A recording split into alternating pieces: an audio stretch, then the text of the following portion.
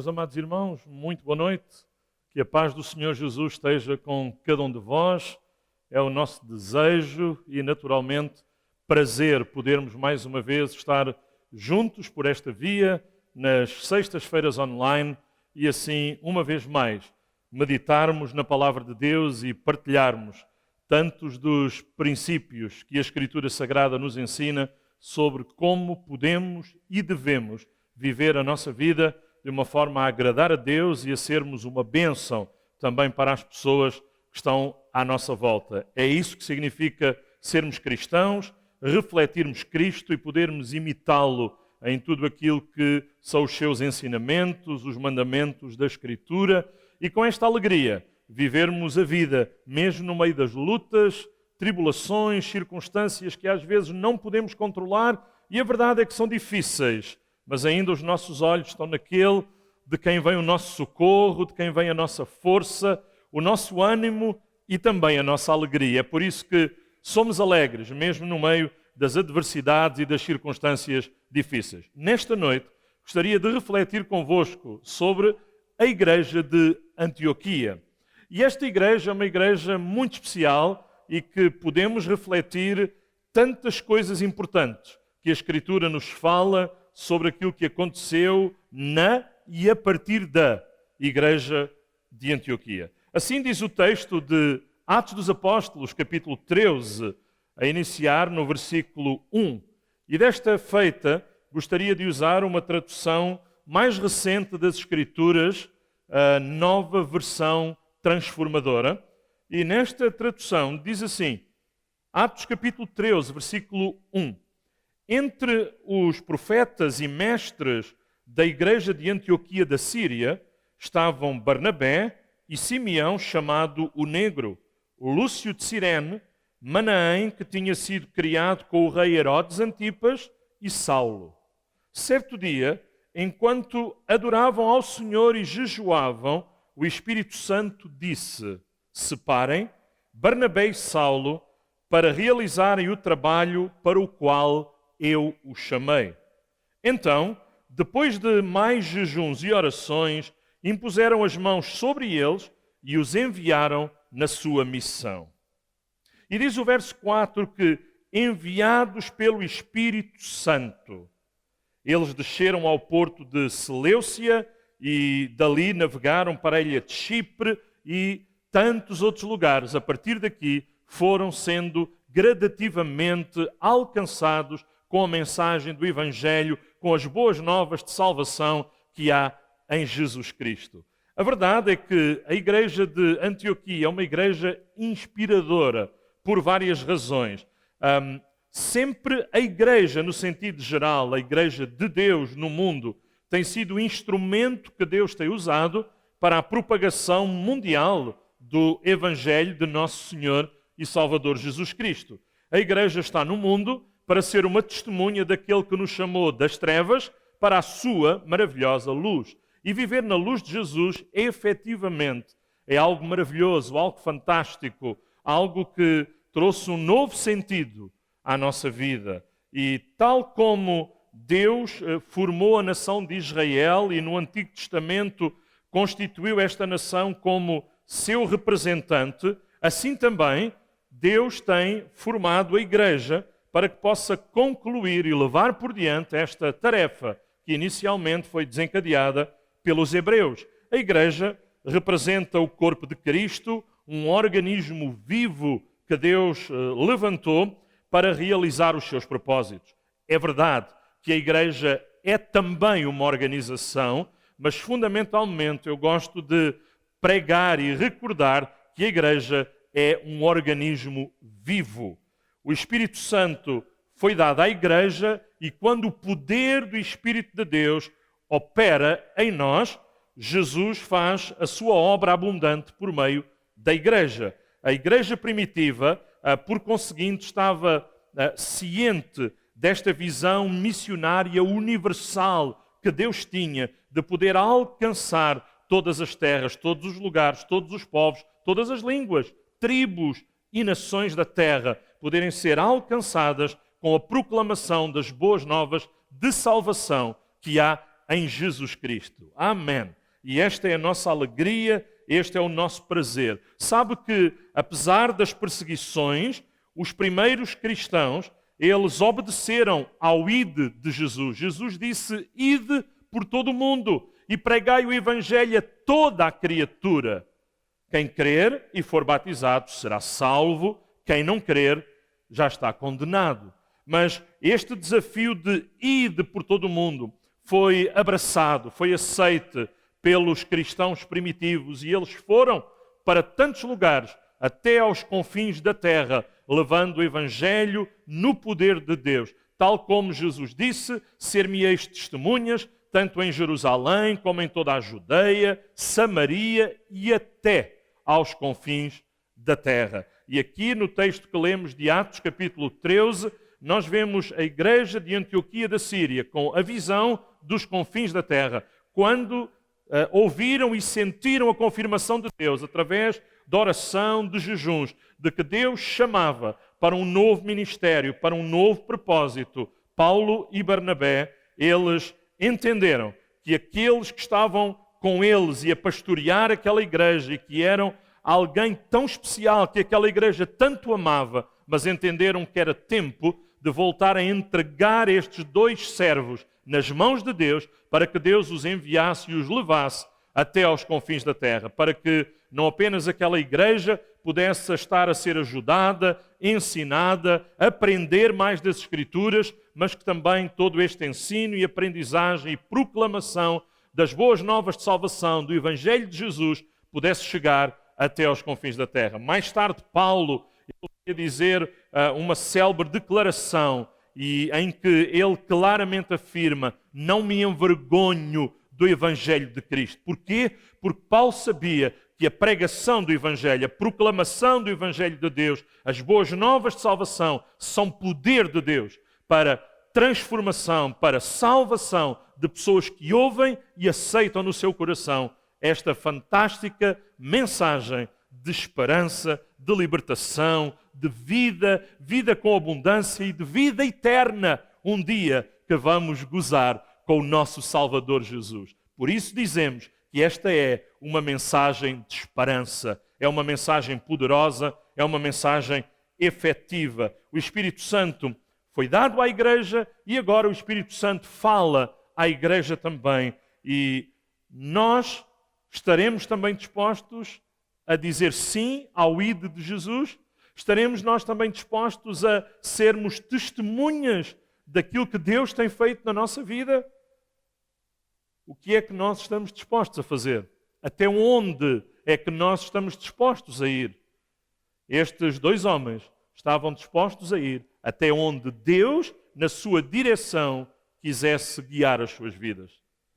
A ordem dada por Jesus aos seus apóstolos, momentos antes da sua ascensão, foi de que eles fossem suas testemunhas e o fizessem até aos confins da terra. A tarefa ainda não estava cabalmente cumprida pela igreja de Jerusalém. Apesar de contar com milhares de crentes, os quais continuavam a viver em Jerusalém, tinham tudo em comum, a igreja primitiva, nesta fase, ainda não tinha uma consciência real e plena da sua missão. Algo progressivo que Deus foi revelando e inculcando nos seus corações. Foi então que Deus permitiu que se abatesse uma grande perseguição sobre os discípulos e eles foram dispersos por várias regiões. Filipe, por exemplo, ele foi para Samaria. Outros discípulos testemunharam em outras cidades e muitos se convertiam pelo testemunho da palavra de Deus. Entretanto, iniciou-se a formação de um núcleo de crentes poderoso, fervoroso e comprometido. Crentes que vieram a dar origem àquela que chamamos Igreja de Antioquia, na Síria. Quando os apóstolos souberam da existência de um grupo de discípulos em Antioquia, enviaram para lá Barnabé, incumbido de sondar a legitimidade das conversões e até que ponto realmente aquelas pessoas tinham entregue a sua vida a Jesus e estavam efetivamente a segui-lo. tendo chegado e visto o que Deus fizera e aquilo que Deus concedera também a sua graça aos gentios, Barnabé exortou os discípulos a permanecerem na fé e ele partiu em busca de alguém que pudesse ajudá-lo. Ele foi buscar Saulo, que estava por aquele tempo na sua cidade natal, em Tarso, e o desejo de Barnabé era que Saulo se envolvesse naquele projeto de ajudá-lo na igreja de Antioquia a estruturar esta nova igreja. Então os dois empenharam-se intensamente no ensino das Escrituras e há 3 factos ocorridos como resultado imediato do trabalho de Saulo e Barnabé em Antioquia. Primeiro, os discípulos foram despertos para a obra de Deus, para a obra da beneficência, para o trabalho que era preciso ser realizado. Atos capítulo 11, verso 27 até ao verso 30, dá-nos esta tangibilidade daquilo que a igreja percebeu, a igreja captou a ideia, a necessidade de eles se envolverem na beneficência. Segunda coisa, os discípulos foram pela primeira vez chamados cristãos em Antioquia da Síria. Atos capítulo 11 e o versículo 26 falam-nos acerca disto. E penso que pode ser para nós interessante lermos estes textos já citados de Atos capítulo 11 e começando no verso 26 até ao verso 30. Atos capítulo 11, versículo 26 até ao versículo número 30, diz assim a Sagrada Escritura.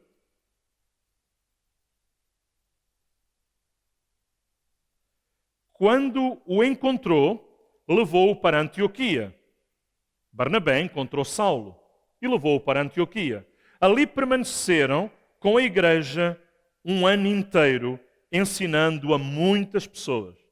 E foi em Antioquia que os discípulos foram chamados cristãos pela primeira vez. Durante esse tempo, alguns profetas viajaram de Jerusalém a Antioquia. Um deles, chamado Ágabo, pôs-se em pé numa das reuniões e predisse pelo Espírito que uma grande fome viria sobre todo o mundo romano. Isso se cumpriu durante o reinado de Cláudio.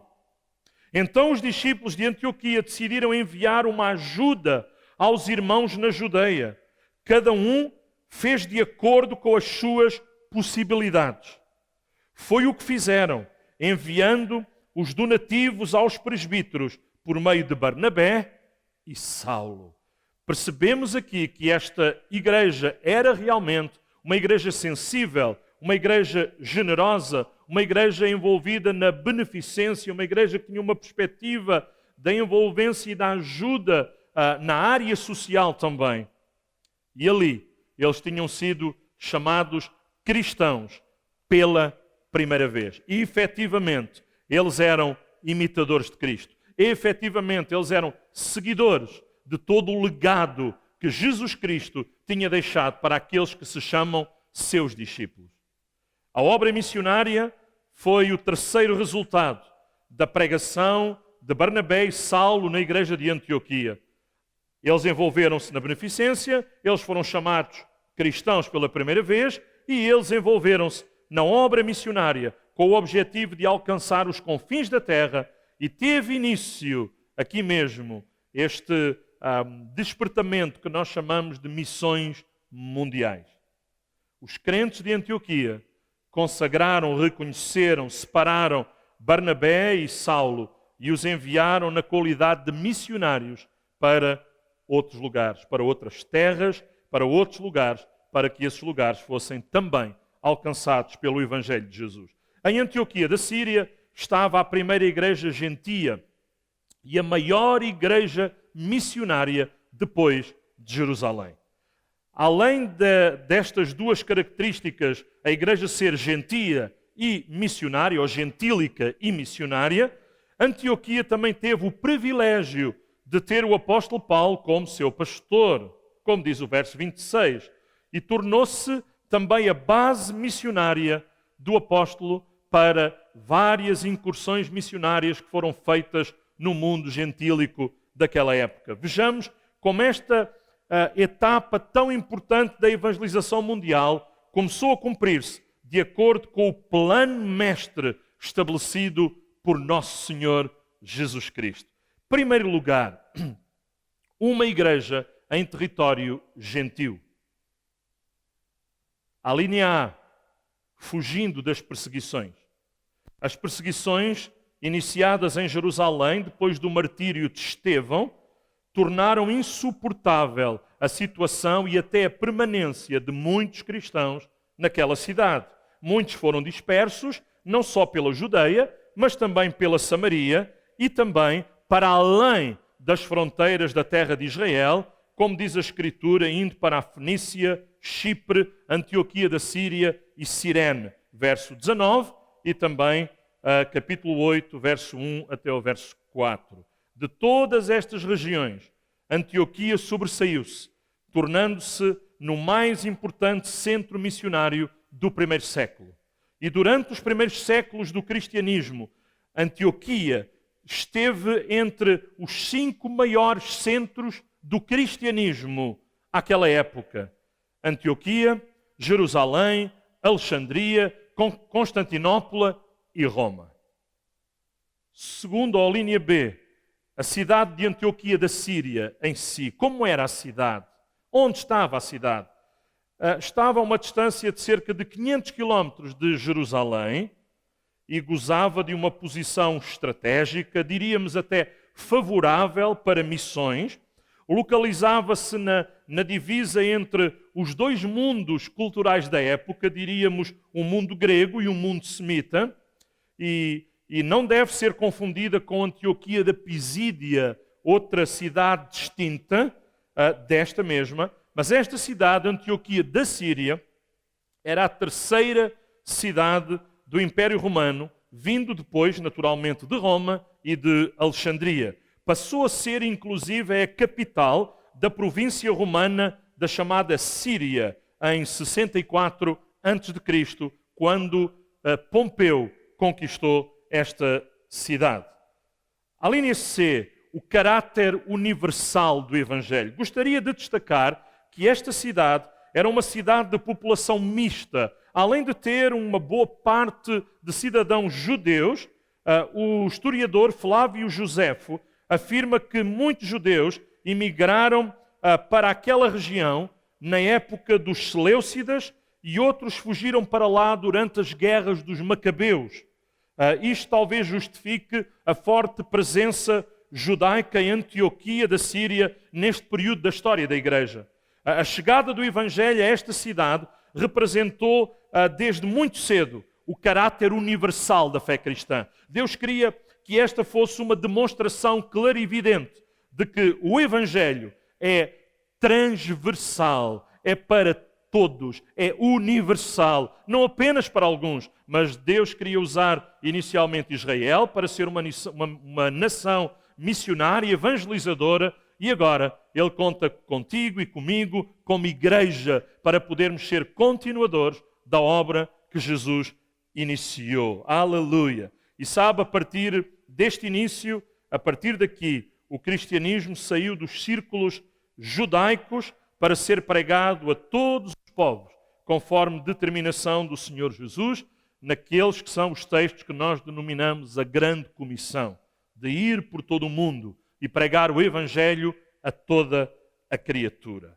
Segundo lugar, vamos pensar rapidamente sobre os fundadores da igreja de Antioquia.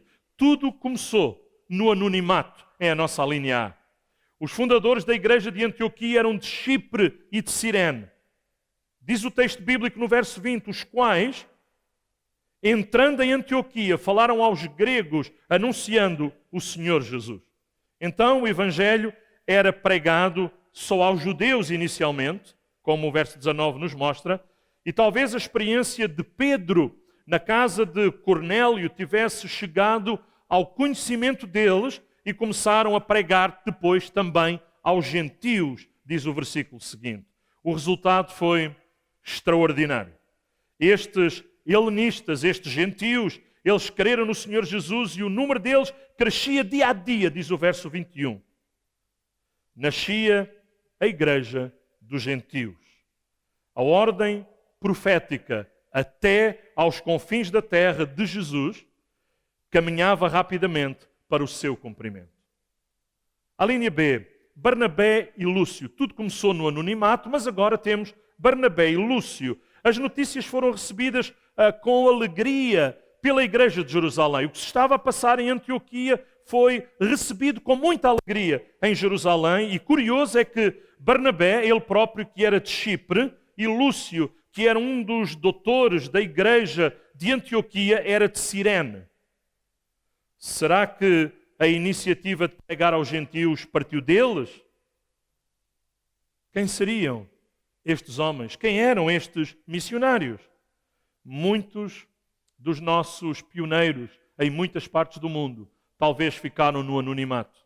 Em muitas igrejas talvez conhecemos o nome dos líderes que por ali passaram, mas tantos homens e mulheres deram das suas vidas, investiram os seus talentos para que a obra de Deus se realizasse, pudesse crescer, progredir e chegar aos nossos dias. E louvamos a Deus pela vida de cada homem, cada mulher, cada jovem, cada mais novo ou mais velho que se tem envolvido para que a obra de Deus cresça e se expanda e chegue a novos lugares e alcance novas vidas.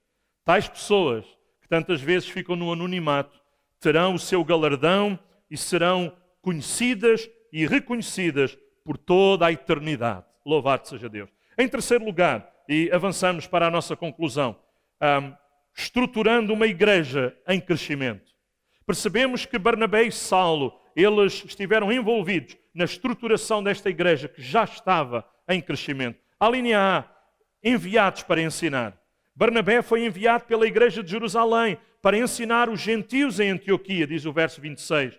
Barnabé entendeu desde muito cedo o caráter universal do Evangelho de Jesus. Todos os povos, todas as nações, todas as pessoas. Ele e Saulo foram os primeiros responsáveis, os primeiros líderes, estiveram entre os primeiros que exerceram esta função na igreja de Antioquia. E no seu exercício ministerial, no munos do seu ministério, eles ultrapassaram as barreiras culturais, as barreiras étnicas.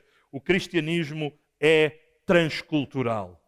A igreja de Jerusalém enviou o homem certo para Antioquia. Talvez por ser cipriota, talvez porque tivesse mais jeito para lidar com os gentios. E este é um exemplo de um missionário enviado para ajudar uma igreja já constituída, uma igreja que já tinha nascido, não apenas para plantar uma igreja, mas para ajudar uma igreja já plantada a poder crescer, desenvolver-se e estar estruturada. A linha B, o convite que foi feito a Paulo. Barnabé foi o primeiro que entendeu esta nova realidade e percebeu que não podia sozinho desempenhar ou realizar toda esta tarefa, vendo que os costumes dos gentios eram muito diferentes das tradições judaicas e que aqueles irmãos estavam alegres e eram fervorosos no espírito, mas eles eram provenientes de outra cultura. Ele lembrou-se de Saulo, pois ele sabia que o Senhor Jesus o havia chamado para pregar e ensinar os gentios. Saulo era de Tarso. Tarso era um grande centro cultural daquela época e Saulo conhecia muito bem a cultura grega. Ninguém melhor do que Saulo, eu diria até, estaria apto para ensinar estes novos crentes, oriundos de proveniências e de costumes tão distintos dos judaicos. Barnabé não hesitou em ir buscar Saulo a Tarso para esta importante tarefa. Verso 25 salienta este facto.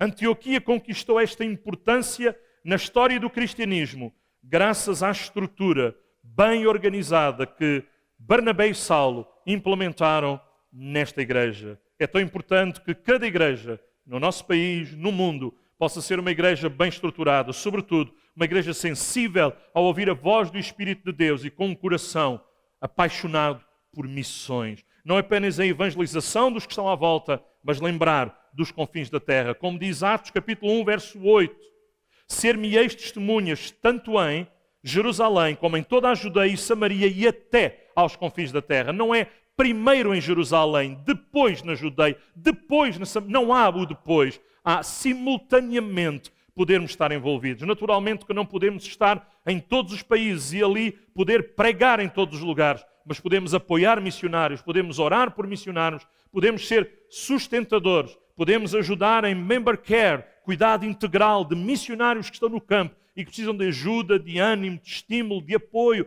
para realizarem a obra que Deus os chamou para fazer. Em quarto e último lugar, o que é que significa o nome cristão? A palavra cristão ocorre somente 3 vezes no Novo Testamento.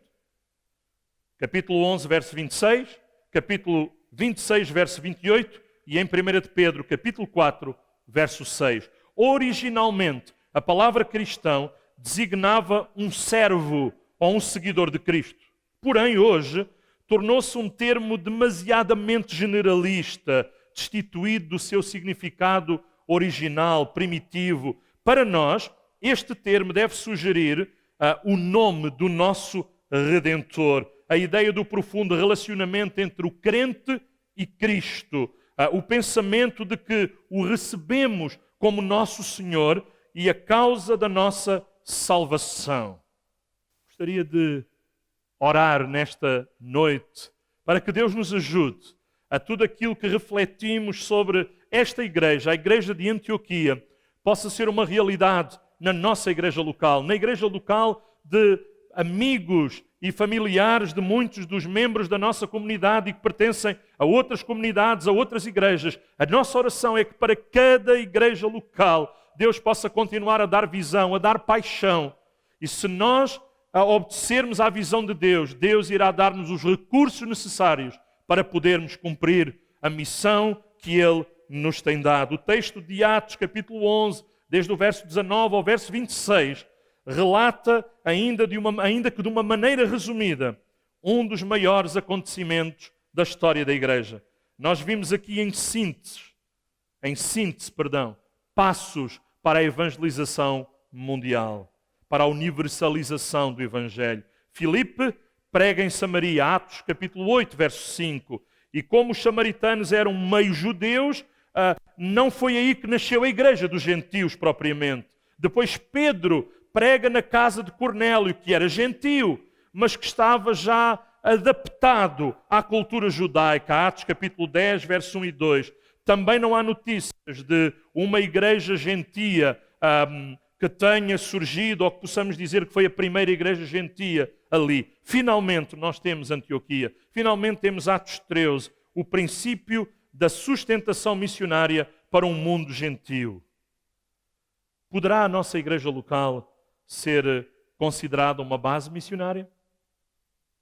Quanto é que cada um de nós está disposto a investir em missões? Quanto tempo oramos por missões, pelos missionários? Quanto é que estamos dispostos a contribuir e a ajudar para estas causas missionárias, sociais, humanitárias, e tantas são as necessidades? Graças a Deus, no caso da nossa comunidade, investimos mais do que 10% das nossas ofertas. Estudiosos em missões dizem que uma igreja só começa a estar verdadeiramente envolvida em missões quando, no mínimo, investe 10% das suas entradas para missões. Queremos que Deus continue a alargar os nossos horizontes, queremos que Deus continue a sensibilizar o nosso coração e queremos continuar a ser cristãos efetivos.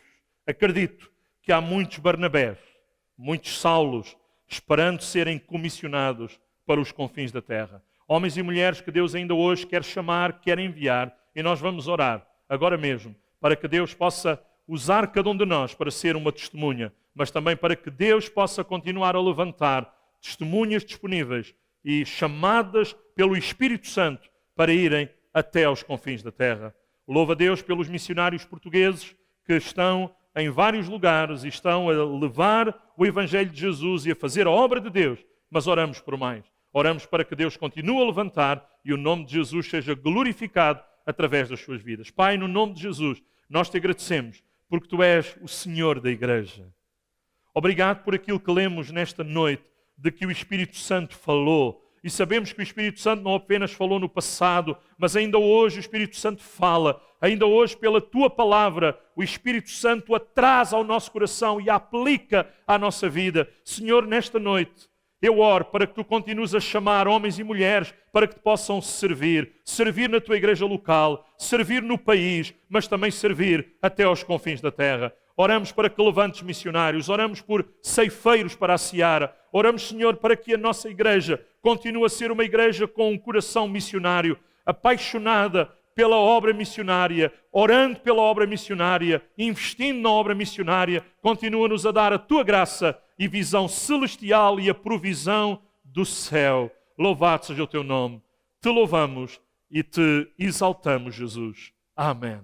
Amém. Terminamos, Deus seja com cada um de vós. E antes de desligar esta transmissão, faça esta pergunta. Eu, um missionário? Por que não? Se Deus está nisto, se Deus o chamar, possa ser um missionário, em primeiro lugar, para aqueles que estão na sua casa, para aqueles que são da sua família, para aqueles que trabalham ao seu lado ou são seus vizinhos, para todos aqueles que Deus nos der a oportunidade de nos cruzarmos e testemunharmos quem Jesus é na nossa vida. Desde o evangelismo até às missões nos confins da terra. Deus a todos abençoe ricamente e até domingo presencialmente para os irmãos que puderem estar conosco na igreja e aqueles que por razões diversas não o puderem fazer, assistindo à nossa transmissão online pelo Facebook e pelo YouTube. Deus vos abençoe poderosamente. Amém.